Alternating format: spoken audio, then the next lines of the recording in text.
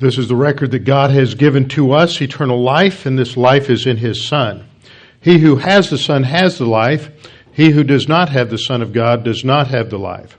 He who believes on Him is not condemned, but he who believeth not is condemned already, because he has not believed on the name of the only begotten Son of God.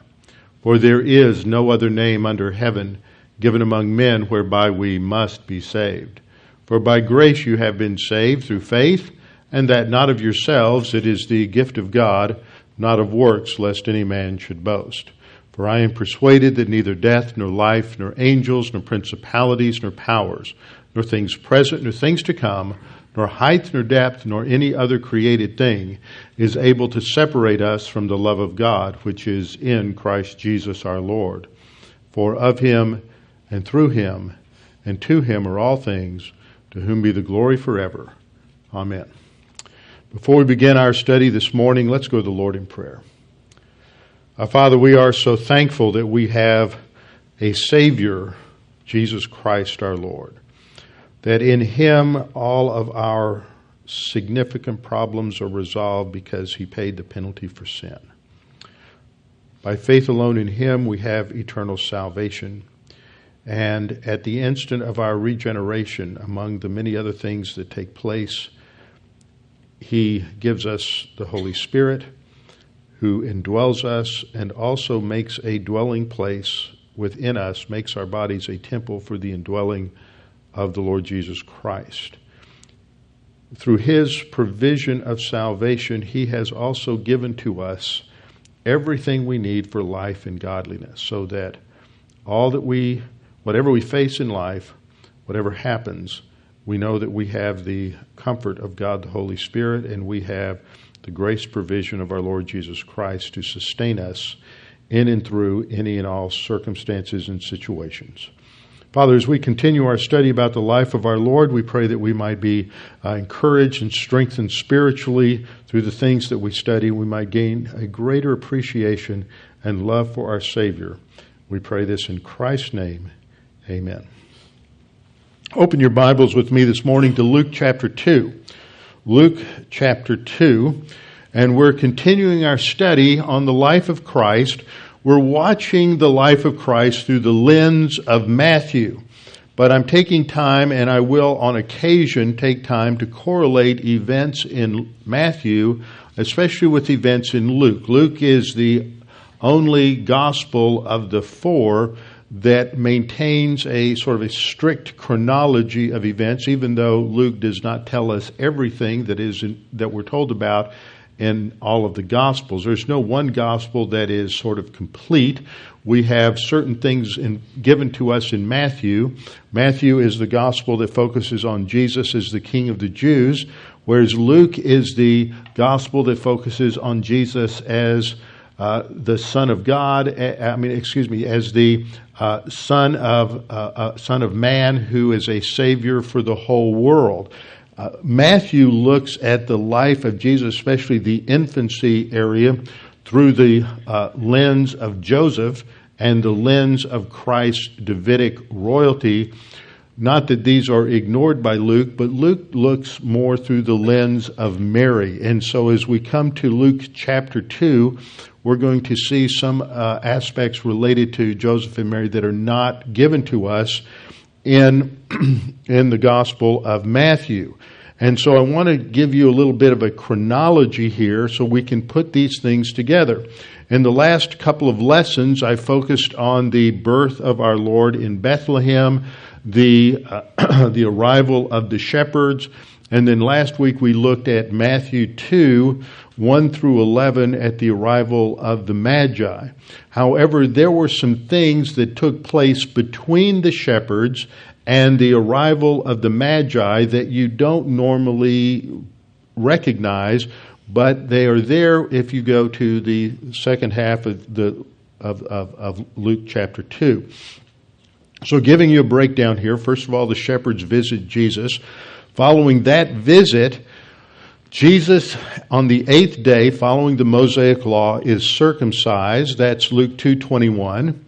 Following that, 40 days after his birth, Mary and Joseph then take the baby Jesus to the temple for presentation at the temple. There he is met by Simeon and Anna, who prophesy about Jesus and the Messiah. Why are there two?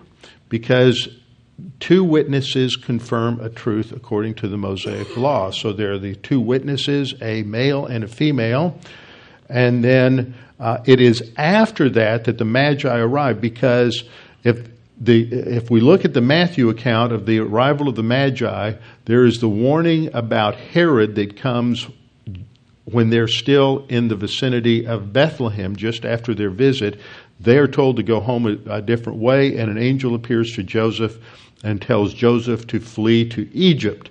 That must take place sometime after the events of Luke 2. So there's at least 40 days between the arrival of the shepherds and the arrival of the Magi. That's something that's not brought out in a lot of discussions about the chronology of and the relationship of the shepherds to the Magi.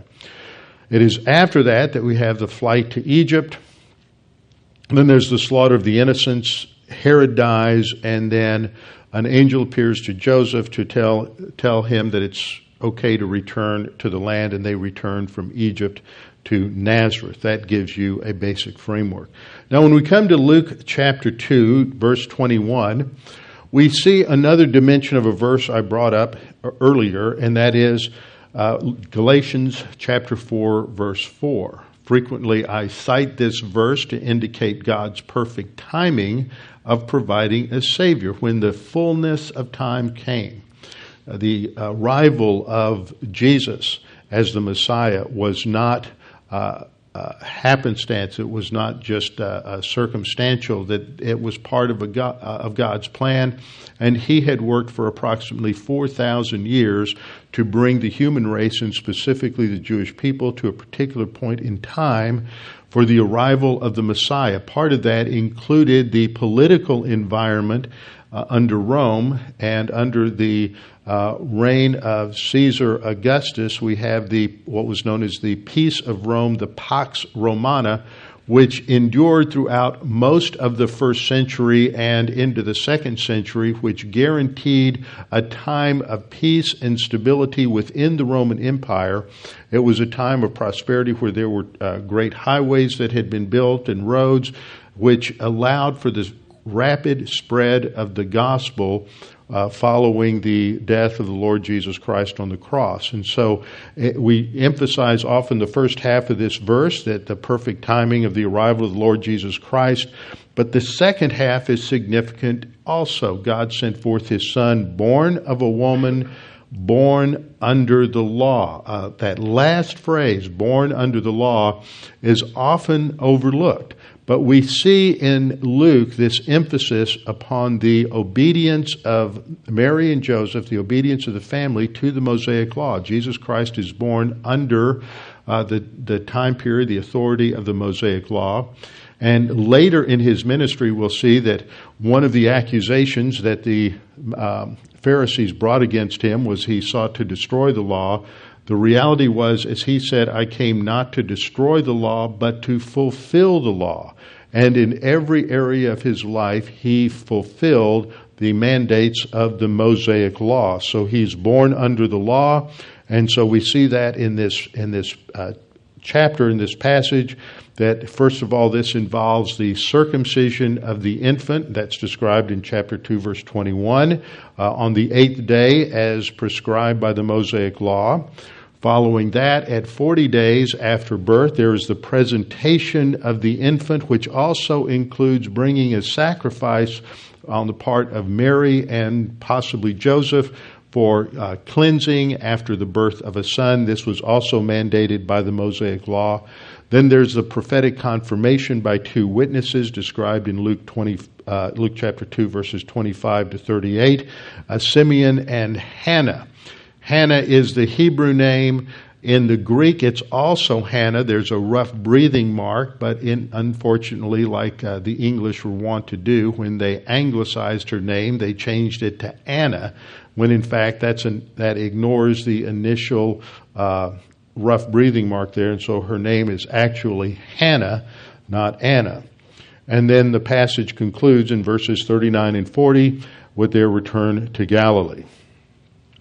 So at the beginning we see this emphasis on his circumcision.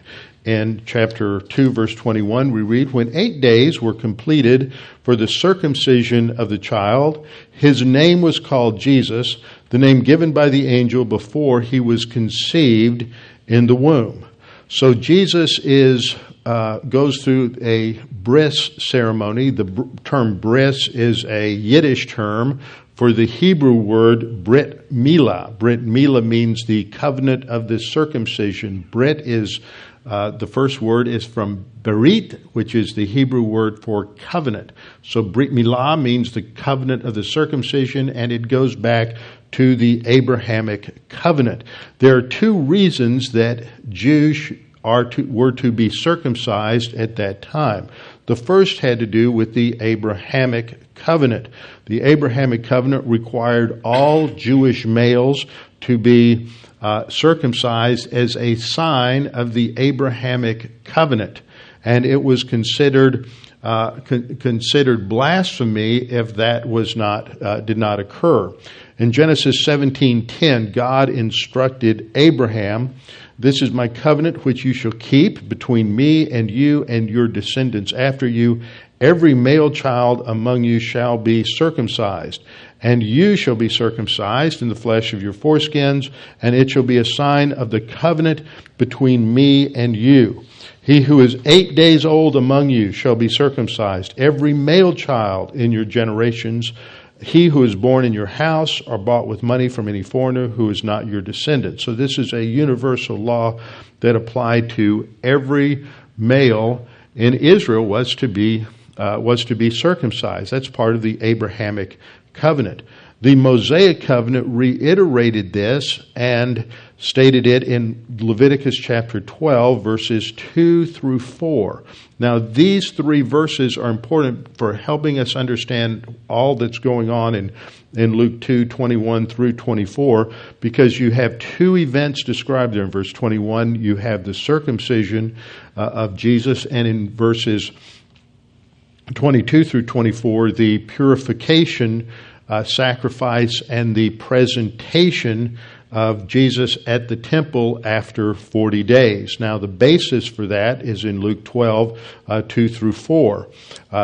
Verse 2 says, "Speak to the children of Israel, saying, if a woman has conceived and born a male child, then she shall be unclean 7 days." This is why it's the 8th day before there's the circumcision. "As in the days of her customary impurity, she shall be unclean." This is ritual uncleanness. This is not saying that she's dirty or filthy, or it's not a physical thing. It is a spiritual thing. And it doesn't have anything to do with the fact that somehow the Bible has this sexist orientation and God is down on women. If a woman gave birth to a daughter, there's 80 days before the purification ritual.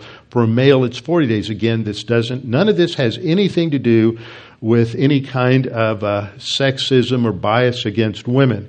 It has to do, all of these things have to do with something related to sin and teaching about sin.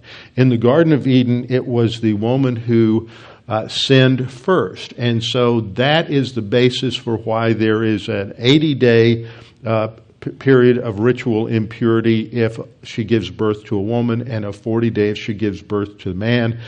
And all of this goes back to the original fall and the circumstances of the original fall.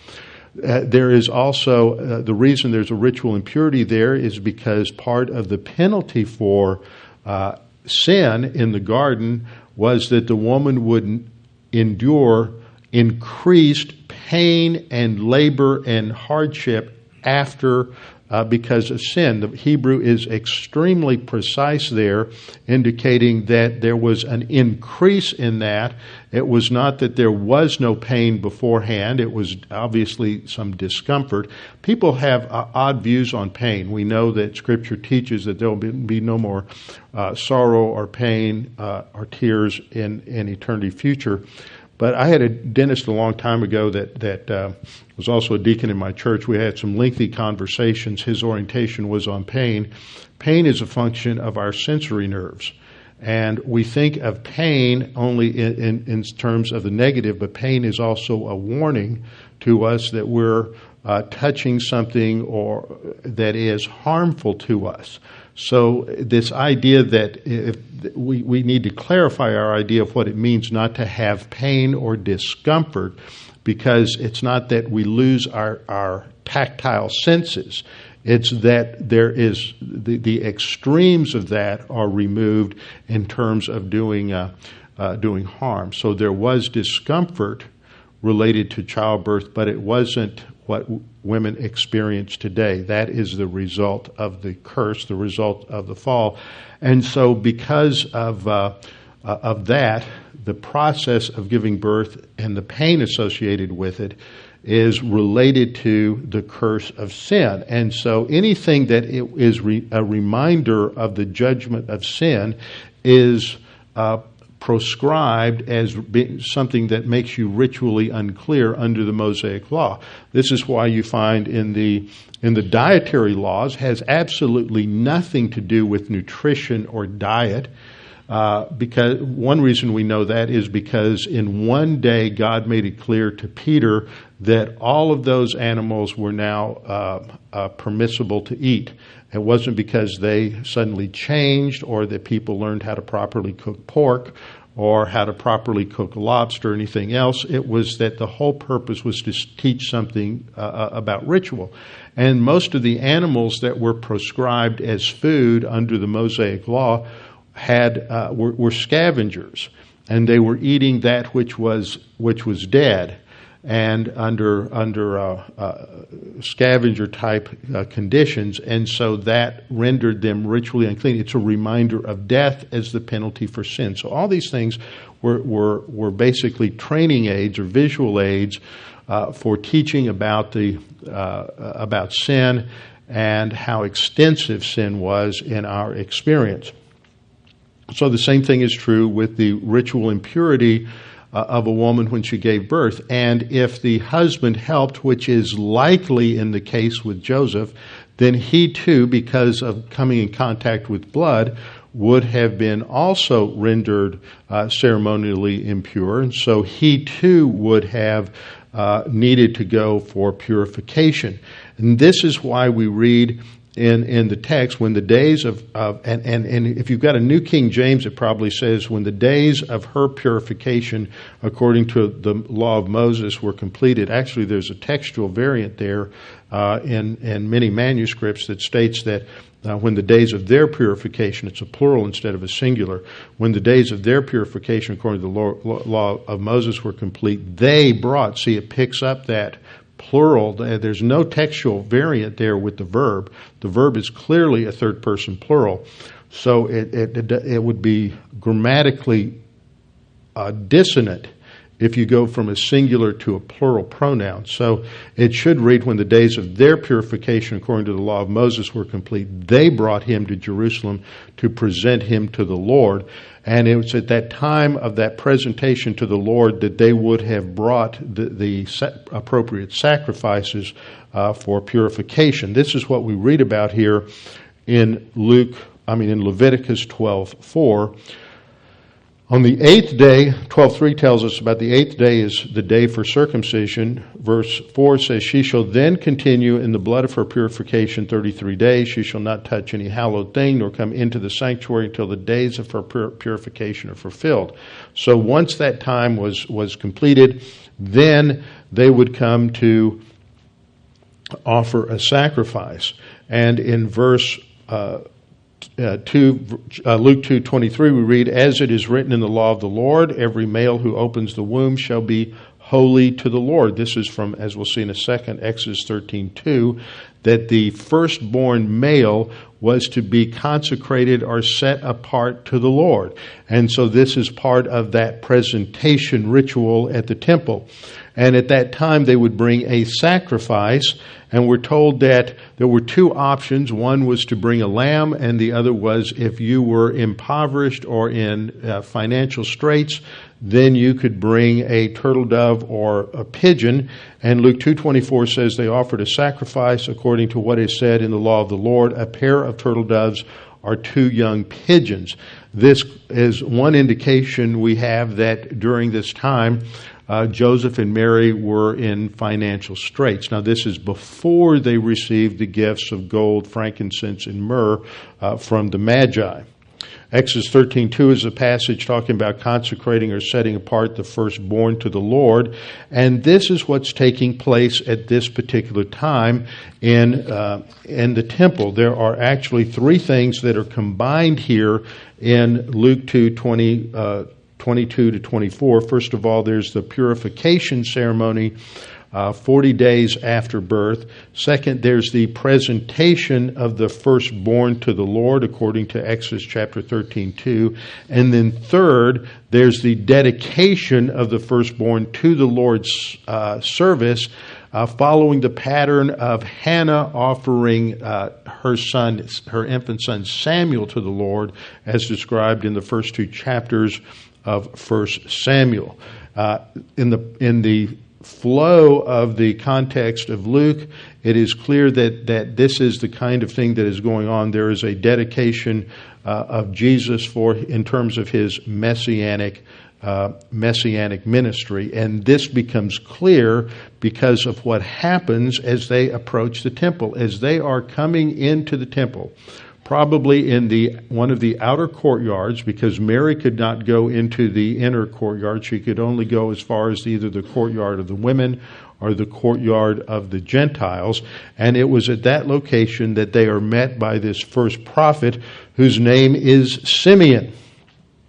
Now, we don't know anything more about Simeon than what we read here in the text. We know that he is quite old, probably somewhere close to 100 years of age, and that by special revelation, God has informed him that he is not going to die until he sees the Messiah, who is described here as the consolation of Israel.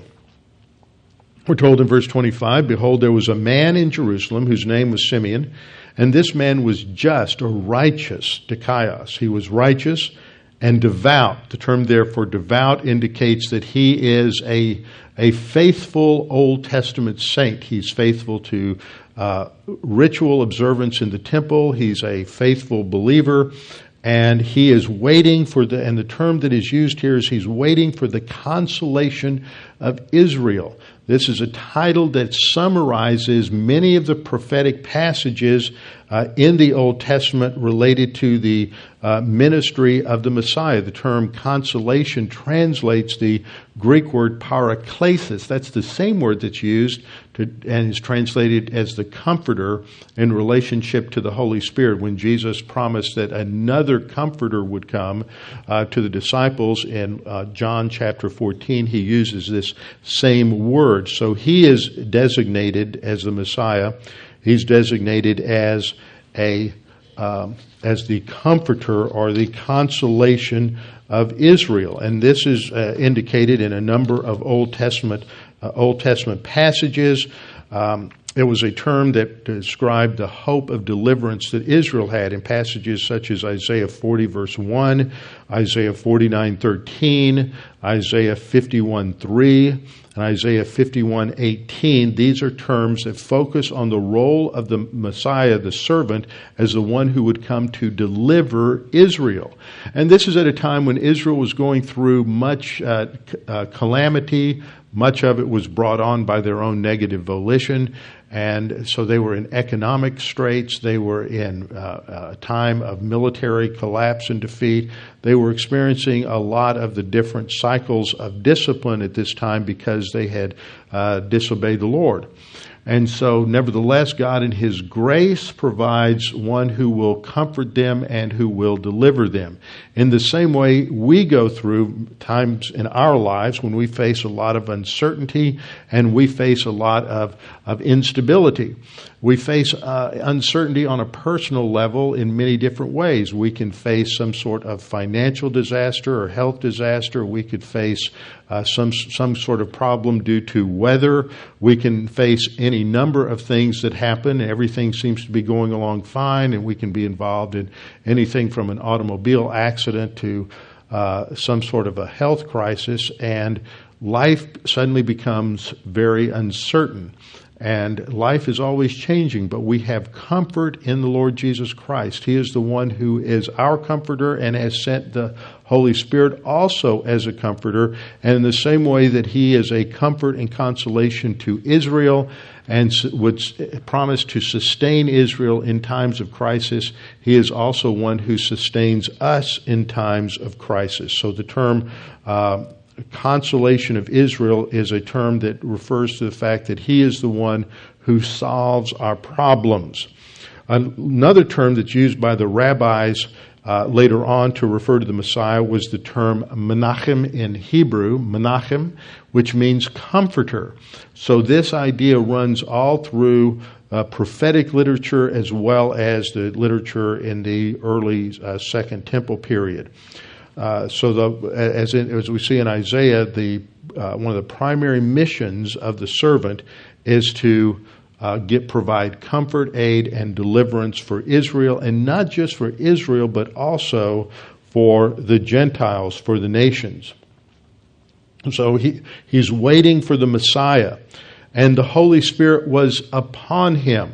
Now, this is an important term here. It's not talking about an indwelling of the Spirit.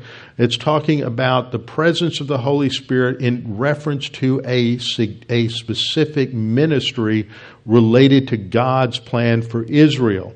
In the Old Testament period, up until the beginning of the church age, believers were not indwelt by the Holy Spirit.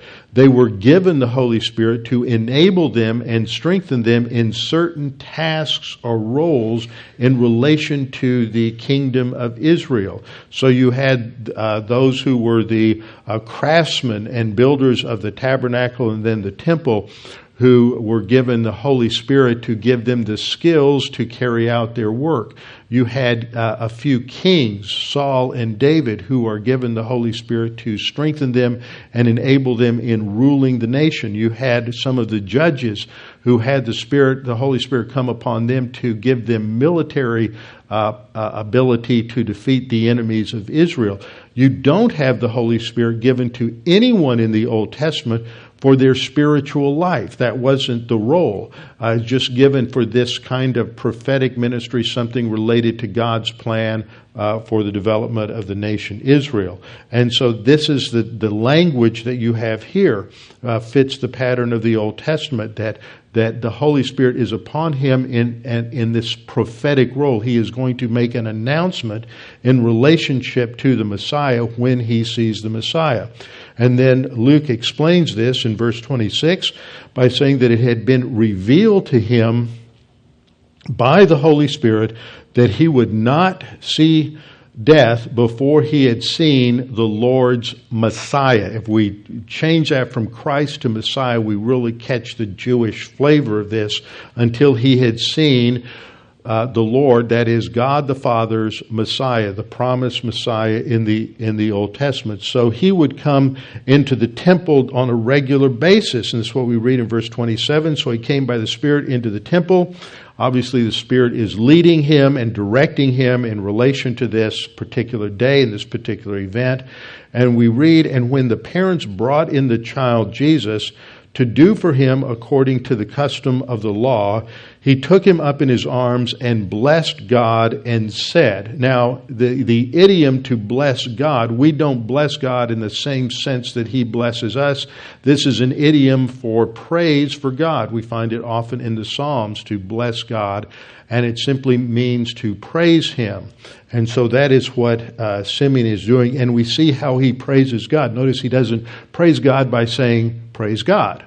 He doesn't praise God by simply uttering hallelujah, which is the Hebrew for praise God. There is content to his praise. That's how we praise God, is not by saying praise God, which is a simple command to do so. We praise God by describing what God has done in our lives and what his grace provision has supplied for us. And so in verse 29, we see the content of his praise. He says, Lord, now you are letting your servant depart in peace according to your word. God has fulfilled his promise to Simeon. And the language here is very interesting. It's language that is used often of someone who has been given, for example, a watchman who has been given a mission to go on guard duty. And now he is being relieved, his time is up, and he's being relieved of his responsibility as a guard. And that is the imagery that is behind this.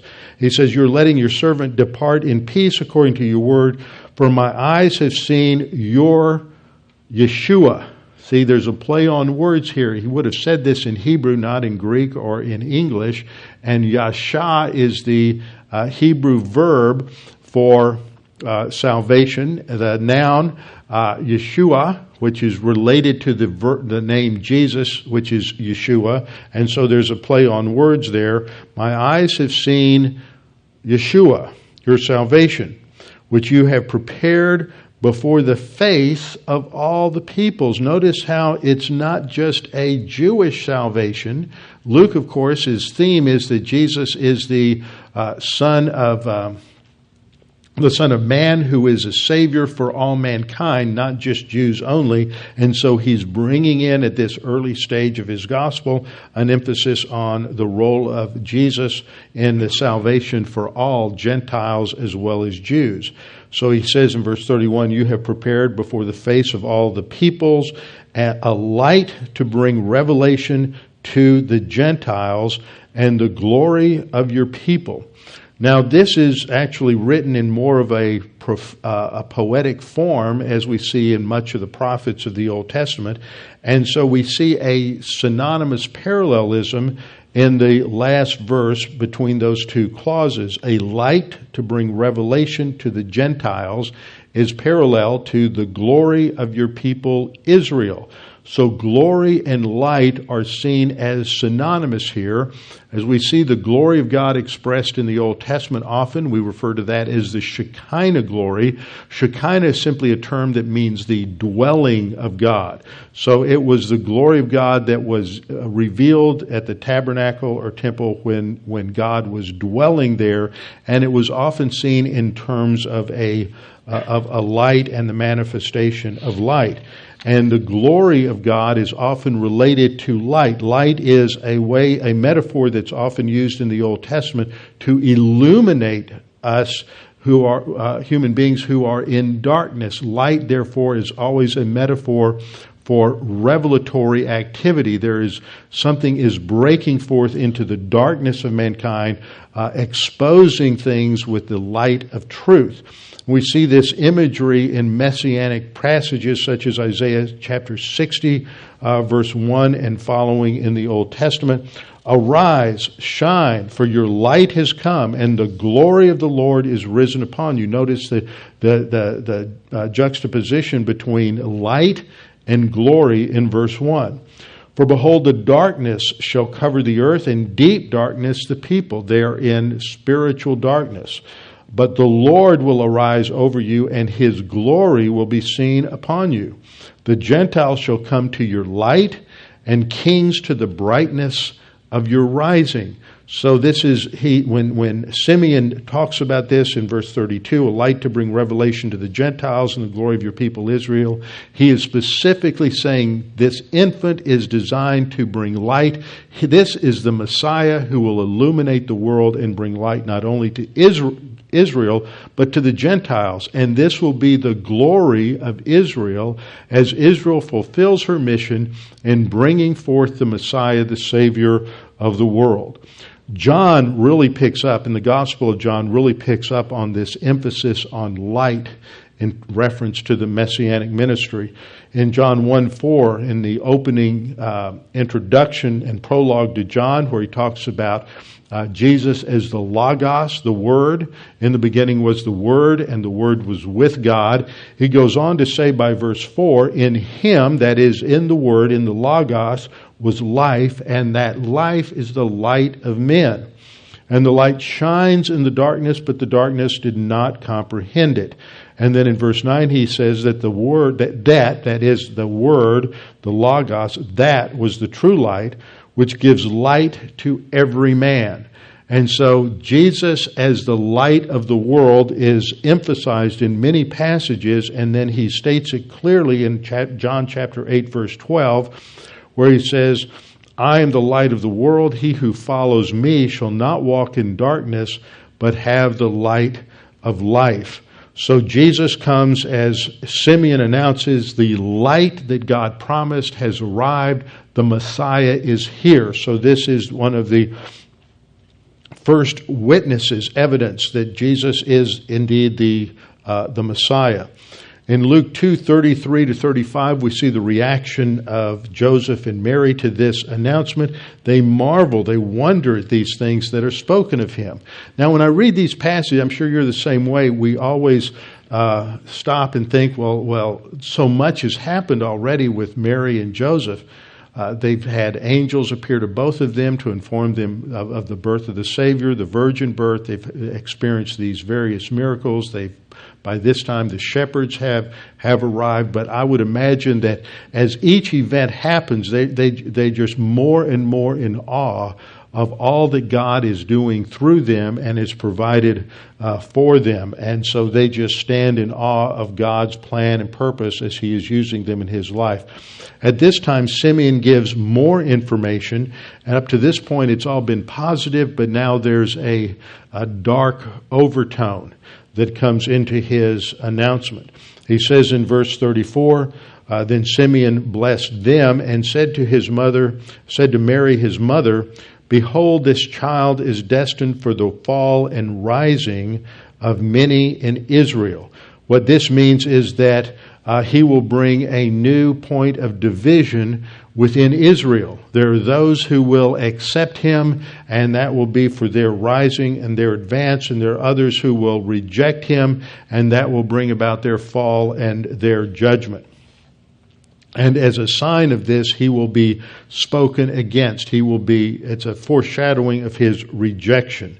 And then he says to Mary in verse 35, yes, a sword will pierce through your own soul also. Now, what this means is not to be taken literally, that a physical sword would pierce her soul or her heart, or that she would be martyred, but that as she, as a mother, witnessed the rejection of her son, the suffering that he would endure leading up to the cross and his death on the cross, that this would bring an especially intense pain to her as a mother to observing those things.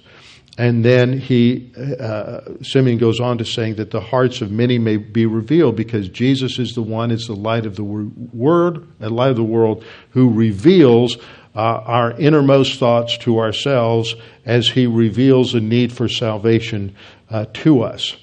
And then we come to the second witness, who is Hannah. As I said earlier, even in the Greek, there's a rough breathing mark there. It's anglicized to Anna, but it is actually Hannah. She's identified as a prophetess. She is one of several prophetesses that are mentioned in the Scripture, including Miriam, the sister of Moses. And it seems that part of the role of the prophetesses, if we go through a study of them, Deborah is considered as one who prophesies in Judges chapter 5. Often they are associated with the utterance of some sort of hymn or song to God. In fact, there's a couple of passages referring to those who sing praise to God as those who are prophesying.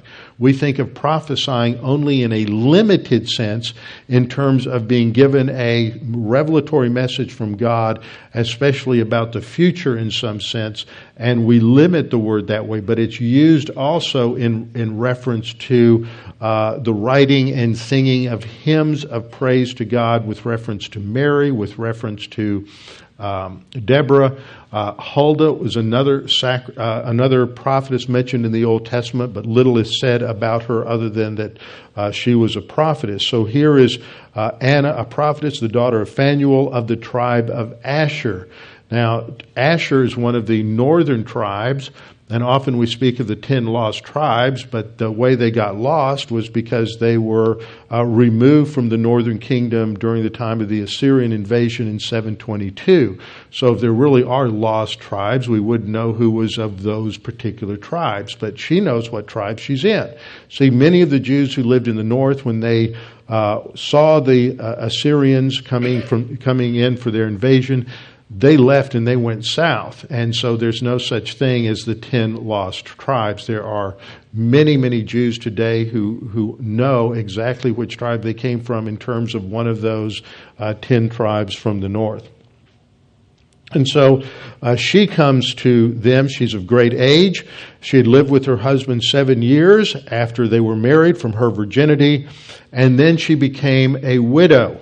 Now, there's some debate over the exact sense of the next passage. Some think she was a widow for 84 years, which would mean that she was well over 100 years of age at this time. Others think that this idiom means that she was a widow of about 84 years. She was about 84 years of age at this particular time. And she served God with fastings and prayers night and day. So she too has a sense that she is going to see the Messiah.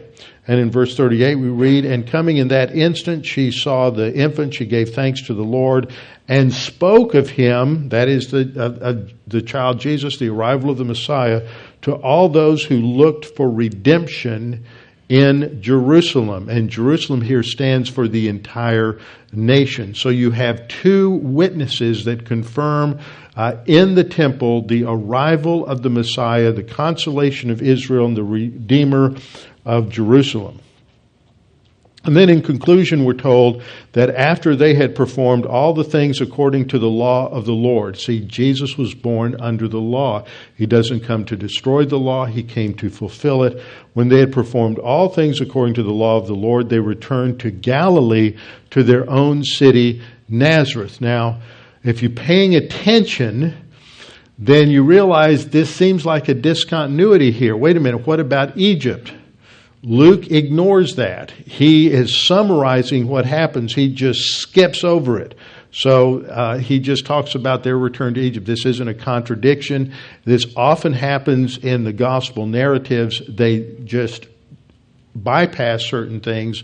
That's not how we would write history or a biography, but as I pointed out at the beginning, the Gospels are gospel tracts. They're expressing the good news of Christ. They're not histories in the modern sense of history, though they contain history and accurate history. They're not biographies in the modern sense, though they contain biographical information. And so they often arrange their material in ways that would not fit modern ways of historiography, but this was typical at that time, and so he just skips completely over their trip to Egypt, and that would come between verses 38 and 39. And then in verse 40 we're told just a summary of Christ's childhood. The child grew and became strong in spirit, filled with wisdom, and the grace of God was upon him. Next time, we'll look a little more at the infancy and his growth up to the time of his inauguration into the ministry with John the Baptist.